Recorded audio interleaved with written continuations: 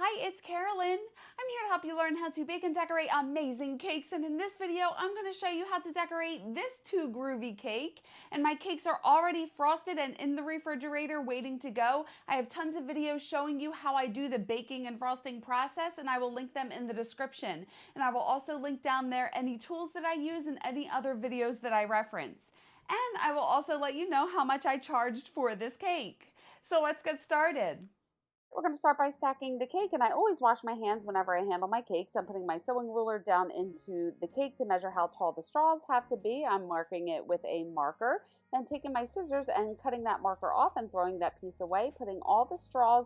I'm putting them over to the left side, and I have that bottom tier offset to the right side, just so this rainbow fits on here. So I measured it, I made sure that it was level, and then I got some buttercream down, and then I got that other one out of the refrigerator. That cardboard circle is going to sit atop of the straws, and it's not going to collapse. Make sure that it is level, and I'm going to dowel the cake. And I do have a full stacking tutorial showing you how I stack the cakes, and I'm going to link that in the description and cover that hole with some buttercream. And I want to measure how tall the rainbow has to be. So I need to make this at least like 14 inches tall and at least like 5 or 6 inches wide. So let's put that back in the refrigerator. Now I have a cake box lid. I'm just setting that aside, and I have the fondant in all the colors that I want in the rainbow, and I'm rolling these out into a really long log. So you want to make sure that you don't press too hard with your fingers, because you don't want to have finger marks in it. And as it gets too long, I'm just cutting the ends off.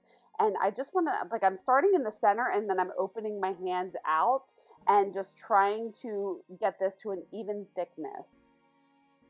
And you can see about how thick that I'm rolling it out, and I'm making it really long on the left side and then curving it around on the right, and I'm wrapping it around a little Starbucks cup just so I can get like a nice curve to it. And then I'm doing the same for the other 4 colors. So I have this deeper orange that I'm rolling out really long, making sure it's the correct thickness, and then wrapping it around and doing it for the other orange. There were 2 shades of orange in the invitation, and the same for the light pink and for the hot pink.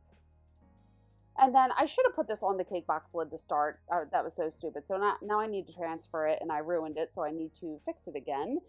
So I'm going to get that Starbucks cup down and make sure that this is the correct width, and I'm just getting this in the right position. So I want to make sure that top part is about 6 inches wide, and then I want to get a little bit of water in between all of these pieces. You don't want to get that paintbrush too wet. I have a paintbrush with a really tiny head on it. I'm dipping it in water, and you can see I'm kind of opening it and getting that paintbrush in between all those pieces and squeezing it together. If you use too much water, it's going to seep out underneath, and it's going to ruin the fondant. So make sure you only use enough to get the brush wet. And then I'm taking my rulers and straightening it on the left side and just reshaping it around that Starbucks cup as well. And I'm just measuring it to make sure that it's the correct size, and that looks good. Let's set that aside to dry. And now I'm making the border, so I'm rolling this out really long. And I've had quite a few people ask me how I use my ribbon cutter, and I will link this below. So you unscrew the end, and there's a bunch of little pieces in here and 2 discs. So one side has a little nubbin, like Chandler, it's my nubbin, and then there's all these little pieces on here. So whatever pieces you put in between the 2 discs is how thick your ribbon is going to be. So you could just mess around with these pieces on the inside, put the nubbin up, put the nubbin down, whatever, and then screw that end piece on. And then I'm cutting 2 ribbons, one for the top border, one for the bottom. And I like to take my rulers and just straighten those borders so they stay straight before I put them on the cake. And now I got my cake out of the refrigerator. So remember that this icing is still solid and cold. I'm not going to mess it up. I have some piping gel, and I'm just marking the back of the cake with the paintbrush, and I'm just getting a little piping gel around the border of the top and the bottom tier. I have a wet paper towel, and I'm just cleaning the cake board before I put these borders on. Wrap it around, and where it meets in the middle, just cut the seam and press it together, and I'm doing the same thing for the top tier. And I like to take a palette knife and just press the borders down just to make sure they're nice and even. I'm taking a dry paintbrush to remove the excess cornstarch. And now I want to measure my cake to make sure I print this out the right size. So I'm taking my ruler and just measuring where I want to put these decorations. And then I'm going to put that back in the refrigerator. Now, I have Gumtex powder, Tylose powder, CMC powder. It's all the same thing. It is mixed into my marshmallow fondant. I only use marshmallow fondant, and you sprinkle a little bit on there, knead it into the fondant, roll it out, and let it sit. It's going to help the fondant set up a little harder, and it's going to make it so much easier to work with. I will link this in the description for you. I have a piece of non-slip pad underneath my cutting board so it doesn't slide around, an X-Acto knife with a wet paper towel, a Dresden tool, and a little bit of water. And I rolled out that pink fondant pretty thin, and I printed that name out the size that I wanted it to be. Remember, I measured the top of the cake, and I'm doing my trace, cut, and smooth method to make these decorations. So I'm taking my Dresden tool and carefully tracing this onto the fondant so that line transfers, and then I'm going to take my X-Acto knife and cut all of these letters out. And anytime I cut anything out of fondant, the edges are going to be a little jagged, so you have to take your time and take your fingers and your tools and smooth out those jagged edges to make it look nice and pretty. And then after I cut them out, I want to realign them on the picture so they dry to the correct shape. And then I'm just cutting the rest of these letters out and making sure that I smooth my cuts and then line them on top of the picture. And now I have this ivory fondant that's rolled out like 1/4 of an inch thick. I'm getting a little bit of water behind each of the letters and sticking it down. Now I have that picture close for reference because I want to make sure that I put the letters in the correct position. So I'm making sure, do you see how the bottom of the R is kind of touching the U and then the I is next to the R? So I just want to make sure I have it in the right place. Now, anytime I cut anything out of thicker fondant, I make a guideline first. So I'm just sticking the tip of my X-Acto knife down into the fondant to create a guideline. And then once I have that line done, I'm going to stick the tip all the way down to the cutting board and cut this out. With that guideline, it's going to help prevent you messing up the top edge of the fondant, and you're going to get such a cleaner cut from it. So it's a little bit time consuming to do it that way, but it just looks so much better in the end. And then once I have the entire thing cut out, it does look a little bit jagged. So I'm going to flip it over, use my fingers, use my tools, and smooth those cuts. Do you see how those pieces of fondant are sticking out? So I'm taking my tool and just pressing that fondant back down on itself, flip it right side up, take my fingers and my tools to smooth the cuts. I'm going to realign that back on top of the picture and set that aside at room temperature to dry so it can dry flat and hold its shape. Now, I measured where that's going on the cake and I printed that out the right size, and I will link this picture below. And I'm doing trace, cut, and smooth to make this decoration. Make sure you get the inner pieces of the letters as well. And then once I have this traced onto that pink fondant, I'm going to cut it out. So you always want to start by cutting out the center pieces of the letters and the numbers. It is so much easier to cut these small pieces out when the entire piece of fondant is together. And then I like to smooth those cuts after I cut the small pieces out. And then once that is done, I'm going to cut the rest of the letters out. And I'm going to do the same thing that I did for the name, smoothing the letters, and then I'm going to realign that on the picture. And then I have this little flower cutter that's about the same size, and I have some thin white fondant, and I'm just cutting that out, and I have to use my fingers to smooth that, and I need my Dresden tool to release this from the cutter, and I am just smoothing the cuts again and then realigning that on the picture. Now I want to have a background for this, so I have some thinner orange fondant, and I'm getting a little bit of water behind each of these letters, and I have that picture close for reference. So you could see that the R is underneath the T. So I'm just looking at the picture and making sure that I put these letters down in the correct position.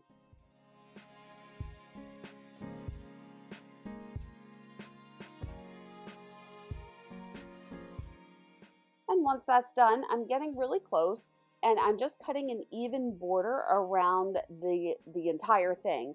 So I just want to make sure that it is the same width the whole way around.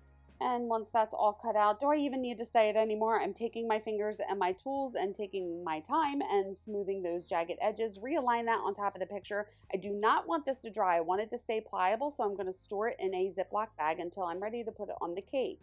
Now I'm doing the same thing. I printed that out the size that I wanted it to be. The right side of this was cut off for some reason. That's how it was on the invitation. So I'm just taking a pen and just sketching in the right side of that, so I cut this to the correct shape. And I'm doing the trace, cut, and smooth again. So I have some thinner ivory fondant, and I'm tracing this entire thing onto that fondant and making sure that I use that purple line that I made as a guide. And then I'm doing the same thing. So trace, cut, and smooth for all of these pieces for the van. So I'm tracing this onto that orange fondant, and then I will cut it out. And then I want to get a little bit of water behind this, so I'm sticking that down to that ivory piece and then getting a little bit of water behind the edges and sticking that down just to make sure that it is in the correct position. And then doing the same thing, so tracing this little detail onto the ivory fondant, get some water behind it, stick it down, and make sure that it is nice and even. And doing the same thing for the windshield.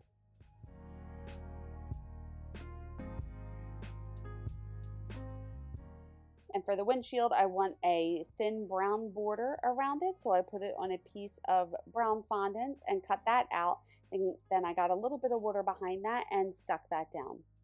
And I'm doing the same thing for the tires. So I wanted brown on here instead of black. I felt like black was a little too harsh with this ivory and orange and pink, so I just opted to go with brown. And I'm just doing the same trace, cut, and smooth for the headlights.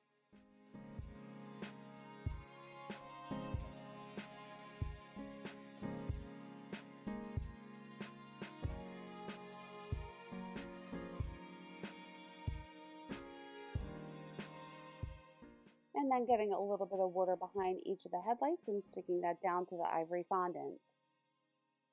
And now I'm ready to cut this whole thing out, so I'm cutting the outline that I have on the ivory where it meets that orange fondant. I don't want a border, so I'm cutting exactly along the line of that orange fondant.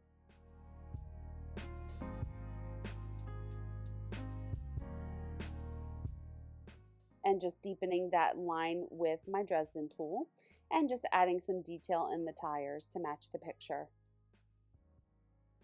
And now I need to put the flowers on here. I have that little flower plunger cutter, and that's the perfect size. So I just cut a bunch of those out of the fondant, and then I'm going to get a little bit of water behind each one and evenly space them on there to match the picture. And then I have a little piping tip, and I'm cutting a bunch of circles out to be the center of the flowers. These tiny pieces are a pain in the butt to work with, but I'm just getting them on that wet end of the brush and then just putting them down in the center. And I want to set that out to dry flat, so I'm leaving that out at room temperature. Now I need to make the hearts and the flowers with that purple center because I'm trying to make this coordinate with the invitation. So I have that little heart cutter. I need to use my Dresden tool to get it out of there. Then I'm going to take my fingers and smooth the edges, and I made a bunch of hearts. And now I want to make flowers. So I rolled that white fondant out about 1/4 inch thick, and I'm cutting a bunch of ovals out of the fondant. And then once I have 5 of them, I'm taking my Dresden tool and I'm just pressing it down on one end so it can come to a point. So I'm pinching it. So I'm doing that for all 5 of the petals.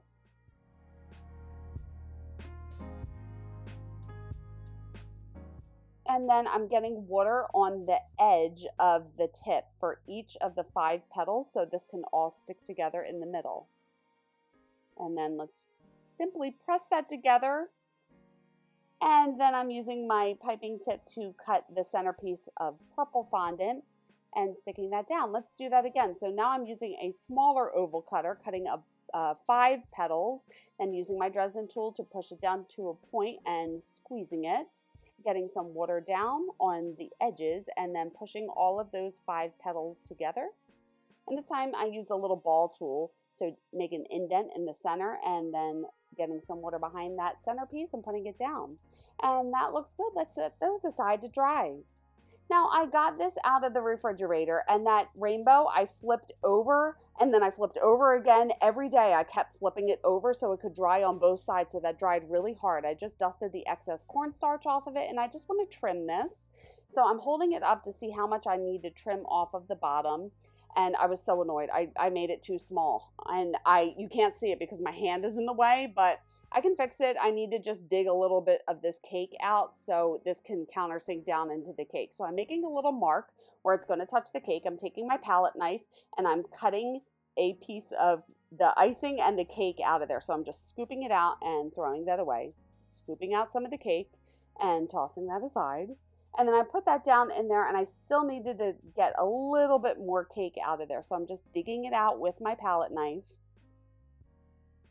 And then I want to take some room temperature icing, and I'm just putting that in that hole that I created, and that's going to help grab onto that rainbow so it's not going to fall. So I'm countersinking it down, and that ain't going nowhere. The rainbow is really stiff and it's held on there with the icing. Now I'm just getting a little bit of that ivory icing to the side where it's touching the cake and pressing that down just to give it a little more stability. Then I take a dry paintbrush and just remove the excess icing that's sticking out. And now I need to fill in that void, so I'm getting a little bit of that ivory colored icing on a palette knife and just pressing that down, and I need to clean this up a little bit. So I'm just scraping the excess off with the palette knife, and then that really wasn't working, so I got a paintbrush and I started to scrape it off with the paintbrush. So I'm just going back and forth between the palette knife and the paintbrush just to make this look nice and pretty. And now this name has dried for a few days, so it's holding its shape. I'm getting some toothpicks underneath it and get a little bit of icing underneath the letters where it's going to touch the cake. Press that down, and then again take a dry paintbrush and remove any icing that's seeping out underneath. And then I'm getting that "To Groovy" sign. I'm getting a little bit of icing in the middle and piping gel on the edges, and I'm going to stick that down. And then I put that little purple center of the flower, and I'm getting some icing in the center of the van and sticking that down because I want that to be flat. I don't want it to wrap around the cake. And then I put some piping gel behind the tires and I stuck those down too. And now I am sticking these flowers onto the side of the cake with a little bit of icing behind it. So the flowers and the hearts. So I'm just kind of holding them up and seeing like where I want them to go and sticking them down.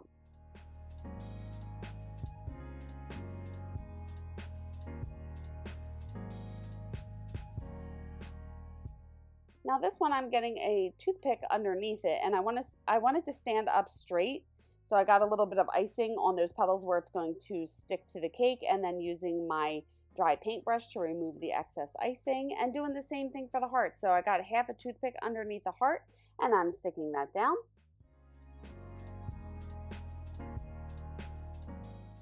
And again, I just kind of hold these up and say, that'll look good there. Get a little bit of icing down and stick it down. Now, when I stick that back in the refrigerator, that icing behind those flowers is going to solidify and it's going to really hold it onto the cake. And then I just took a piping tip and cut a bunch of little orange dots as well. I just thought it would look a little better having the dots on there. And then I'm getting another toothpick underneath this flower and sticking that down on the top of the cake so it can stand up straight.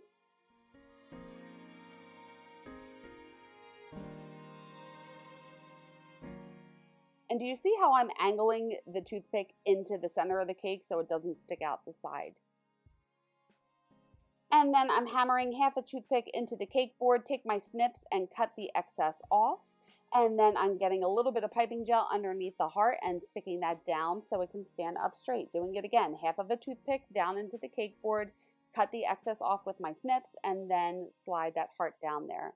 And there is the cake. How cute is that?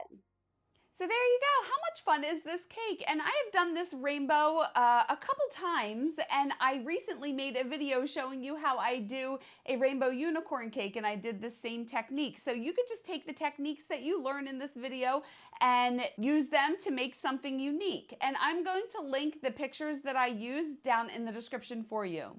Now the inside of this cake, the top tier is a 2-layer torted 5-inch and the bottom tier is a 2-layer torted 7-inch. And I have a video talking about when I tort and when I don't tort my cakes, and I will link that below.